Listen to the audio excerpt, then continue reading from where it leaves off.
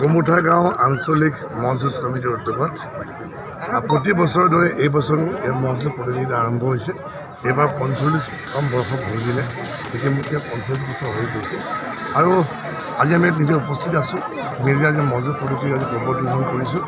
ভাল লগা কথা এটাই যে যদিও আগতে আমাৰ যি ভোগালী পৰম্পৰা মহ যুঁজ হয়, অসমৰ চুকে কোণে মহ যুঁজ হয়, কিন্তু মহ যুঁজ পতাৰ ক্ষেত্ৰত কিছু নিষেধাজ্ঞা আছিলে আৰু যে অসম চৰকাৰৰ মাননীয় মুখ্যমন্ত্ৰী ডক্টৰ হিমন্ত বিশ্ব শৰ্মাৰ নেতৃত্বত অসম চৰকাৰৰ কেবিনেট ৰাজ্যিক কেবিনেটে যি মহ যুঁজ পতাৰ ক্ষেত্ৰত কিছু নিষেধাজ্ঞা শিথিল কৰিলে আৰু তাৰ ফলত আমি নিজেও আজি মহ যুঁজ এই পৰ্যায়ত আহি এই ৰাইজৰ মাজত আজি সহযোগ কৰিব পাৰিলোঁ আৰু অহাকালিও যি আমাৰ আজি ঐতিহ্যমণ্ডিত আহতগুৰি মহ যুঁজ আছে, এই মহ যুঁজত মাননীয় মুখ্যমন্ত্ৰী মহোদয় আহিব আৰু আশা কৰিছোঁ যে এই পৰম্পৰা যিটো মহ যুঁজেই হওক, কণী যুঁজেই হওক, কুকুৰা যুঁজেই হওক, এয়া হৈছে বঙালীৰ এক পৰম্পৰা য'ত নেকি আহোমৰ দিনৰ পৰাই চলি আছে।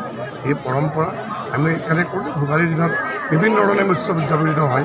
আজি যিটো বিহুৰ দিন পুৱা আজি আমাৰ ভেলাঘৰৰ দাহ কৰাৰ পৰা আৰম্ভ কৰি অগ্নি সেৱা কৰাৰ পৰা ৰাইজে যিটো পিঠা পনা খাই খুব সুন্দৰকৈ যিটো বিহু পালন কৰি আছে আৰু বিহু হৈছে এটা আমাৰ সম্প্ৰীতিৰ উৎসৱ আৰু সেইধৰণে আমি সকলো আমি জাতিটো আগুৱাই যাব লাগিব।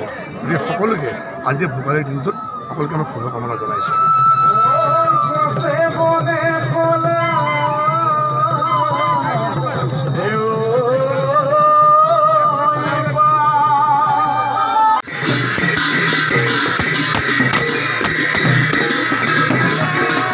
যুঁজ উদযাপন সমিতিৰ সভাপতি শ্ৰদ্ধাৰ হৰ বৰা ডাঙৰীয়াক অনুৰোধ জনালোঁ।